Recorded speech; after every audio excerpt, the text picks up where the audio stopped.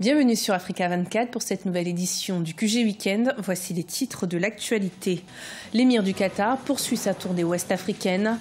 Après le Sénégal, l'émir Cheikh Tamim Ben Hamad Al Thani a été reçu par le président malien Ibrahim Boubacar Keïta.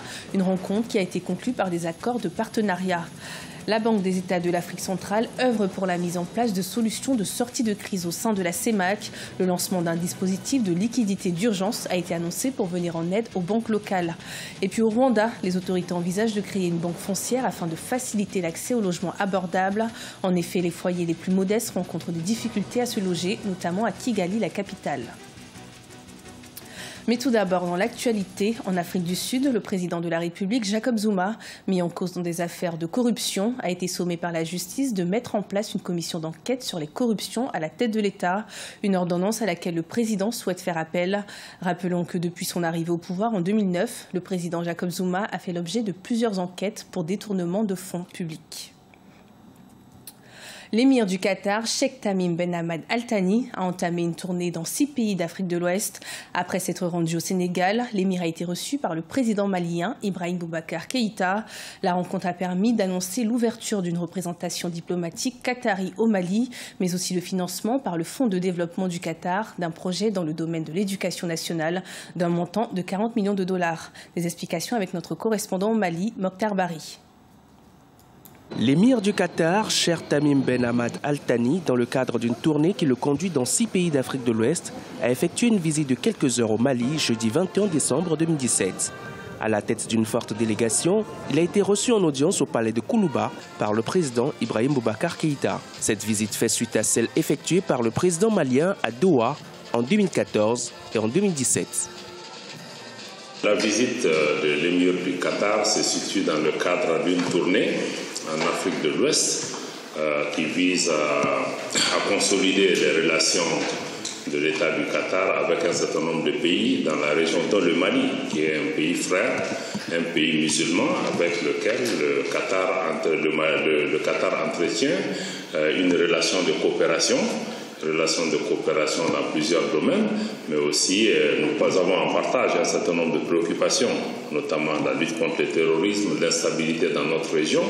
Le président malien et son hôte ont abordé les sujets de l'heure, à savoir le processus de paix au Mali, le G5 Sahel et la question palestinienne avec la reconnaissance de Jérusalem comme capitale d'Israël par le président américain Donald Trump. Les deux parties ont procédé à la signature de plusieurs accords de coopération dans le domaine du sport et de l'éducation, d'un montant de 40 millions de dollars pour le Mali à travers le Fonds de développement du Qatar.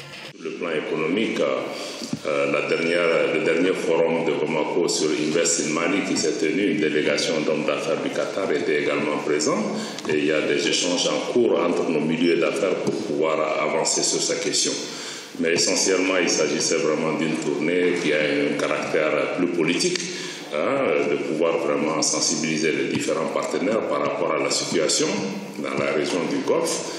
Et nous avons réitéré tout à l'heure la position du Mali par rapport à cette question. Le Mali n'a pas suivi les injonctions du royaume saoudien à rompre les relations avec l'émirat du Qatar. Mieux, le Mali a ouvert une représentation diplomatique en 2016 et le Qatar à son tour aura son ambassade sur les rives du fleuve Djoliba en 2018. La force conjointe du G5 Sahel, composée du Tchad, du Mali, du Niger, du Burkina Faso et de la Mauritanie, a atteint 65% des 483 millions d'euros nécessaires à son fonctionnement. Une somme globale qu'elle doit obtenir d'ici mars 2018 pour mettre en place un effectif de 5000 hommes répartis en 7 bataillons et dont la mission sera de lutter contre les groupes terroristes dans le Sahel. La Banque des États de l'Afrique centrale vient en aide aux banques de la zone CEMAC. L'institution financière a en effet annoncé le lancement d'un dispositif de liquidité d'urgence visant à résoudre la crise de devises due à la chute des prix du pétrole. Des explications avec Siamlo Victoria Sedji.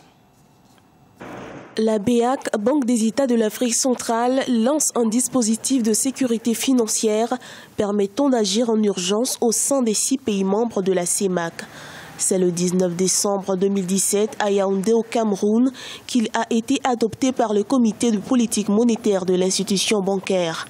Il permettra de répondre rapidement aux besoins des établissements de crédit jugés solvables en proie aux tensions temporaires de devises. Au Tchad déjà, la Commercial Bank en a déjà bénéficié à hauteur de 11 milliards de francs CFA.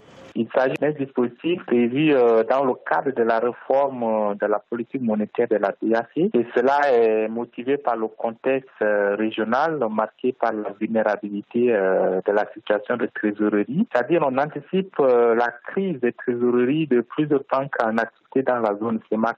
Rappelons que la BEAC, depuis la baisse des cours du brut, court de graves risques dus à une profonde crise de réserve de change. En 2016, les pays de la CEMAC ont perdu environ 3 600 milliards de francs CFA, soit près de 277 milliards de francs CFA par mois.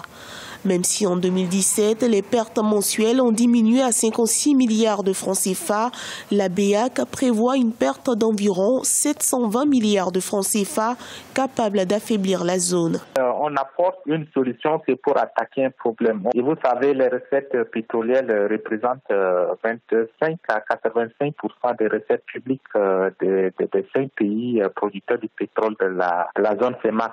Et l'avantage est d'aider à relancer l'économie de l'espace. Ça permettra aussi de financer les activités économiques. Pour garantir la pérennité et la stabilité de ce dispositif d'apport de liquidités pour les 6 pays membres de la CEMAC que sont le Cameroun, le Congo, le Gabon, la Guinée équatoriale, le Tchad et la République centrafricaine, le comité de politique monétaire de la BEAC annonce des mesures drastiques. Parmi celles-ci, l'interdiction de distribuer des dividendes aux actionnaires avant le remboursement complet des fonds qui seront mis à leur disposition. Après quelques années de stagnation, le secteur du tourisme au Maroc est en hausse avec une fréquentation estimée à 11 millions de visiteurs en 2017. Une augmentation notamment due aux différents partenariats entre l'Office marocain du tourisme et plusieurs compagnies aériennes afin de diversifier l'offre et ainsi attirer plus de touristes. À noter que le tourisme, qui représente environ 10% de la richesse nationale, est un secteur clé pour l'économie marocaine.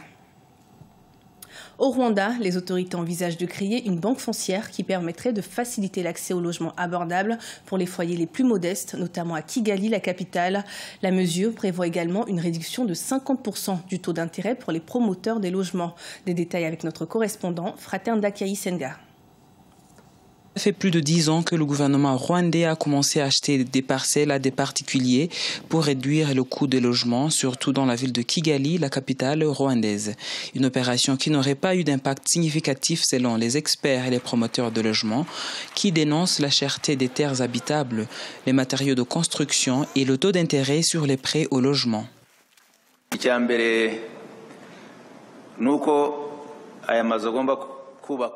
Nous avons pris différentes mesures pour contrer le problème de logement, notamment la construction de maisons pour les plus démunis. Mais comme nous ne pouvons pas construire pour tout le monde, nous avons pris la résolution de mettre à disposition des infrastructures de base pour les promoteurs des logements qui s'évaluent à 30% du coût de construction. Et à partir de 2018, nous allons établir un fonds de soutien aux investisseurs dans ce secteur qui pourra réduire considérablement le taux d'intérêt des prêts au logement.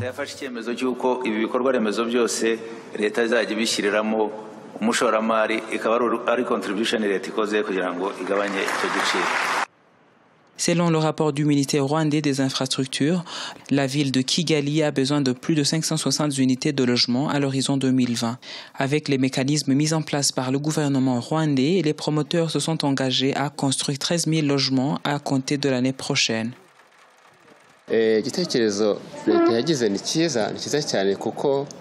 Je pense que c'est une bonne idée de créer une banque dédiée aux problèmes de logement abordables au Rwanda, surtout à Kigali.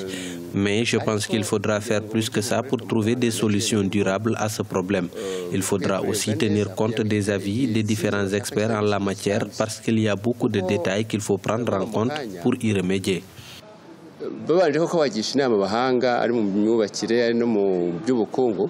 Actuellement, un prêt au logement attire jusqu'à 20% du taux d'intérêt, mais avec la création du fonds de soutien au logement, les promoteurs de logements abordables obtiendront un prêt à un taux d'intérêt de 10%. Ce journal a été préparé par l'ensemble de la rédaction. Merci de nous avoir suivis. Retrouvez dans un instant une nouvelle édition de l'information sur Africa 24.